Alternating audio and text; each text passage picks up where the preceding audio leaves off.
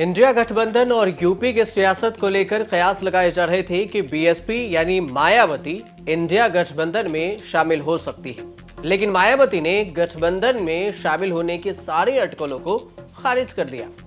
मायावती एक के बाद एक कई ट्वीट की और ऐसे सभी अटकलों को खारिज कर दिया कि उन्होंने कहा कि एनडीए और इंडिया गठबंधन अधिकतर गरीब विरोधी, जातिवादी, सांप्रदायिक पूंजीवादी नीतियों वाली पार्टियां हैं, जिनकी नीतियों के खिलाफ बीजेपी लगातार संघर्ष कर रही है, इसलिए उसमें शामिल नहीं हो सकते। इसलिए इस गठबंधन के साथ शामिल होकर चुनाव लड़ने का भी कोई सवाल पैदा नहीं होता।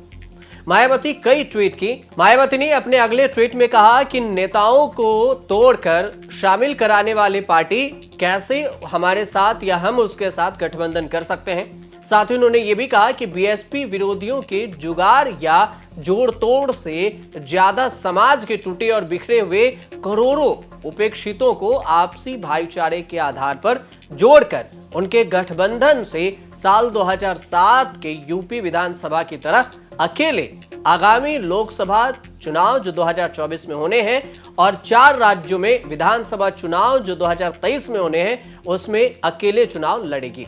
मायावती का ये लंबा चौड़ा ट्वीट है। मायावती ने इस दौरान विपक्षी दलों पर भी कई सारे आरोप लगाए। उन्होंने कहा कि ये लोग वैसे तो गठबंधन करने के लिए तैयार हैं, लेकिन ऐसा न करने पर खिसियानी बिल्ली खंबा नोचे की तरह बीजेपी से मिली भगत का आरोप लगाते हैं। मायावती ने विपक्षी दलों के सेकुलरिज्म को भी निशाना साधा, उस पर भी वार किया और ट्विटर पर उन्होंने लिखा कि इनसे मिल जाए तो सेकुलर और नहीं मिले तो भाजपाई, यह उचित नहीं है, और अंगूर मिल जाए तो ठीक वरना अंगूर खट्टे हैं कि कहावत जैसा यह हाल है। बीएसपी ने अपना स्टैंड ऐसे समय में क्लियर किया है जब विपक्षी दलों की तीसरी बैठक मुंबई में होने जा रही है।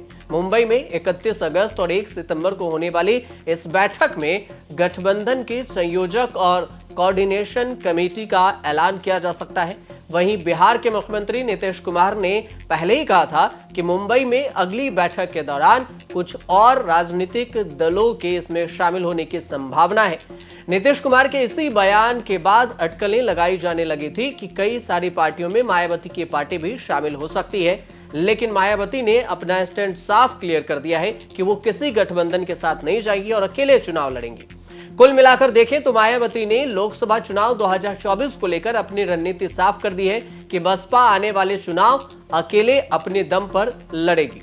एक दिन पहले ही मायावती ने पार्टी के नेता इमरान मसूद को पार्टी से बाहर का रास्ता दिखा दिया। उन पर अनुशासनहीनता का आरोप भी लगाया। मायावती ने इसका वजह भी अपने ट्वीट में बताई है। मायावती ने अपने ट्वीट में इमरान मसूद को निकाले जाने का कारण बताया और उन्होंने कहा कि वह कांग्रेस और उस पार्टी के शीर्ष नेताओं की प्रशंसा में व्यस्त रहते हैं, जिससे लोगों में यह सवाल स्वाभाविक है कि उन्होंने पहले यह पार्टी छोड़ी क्यों और दूसरी पार्टी में गए ही क्यों।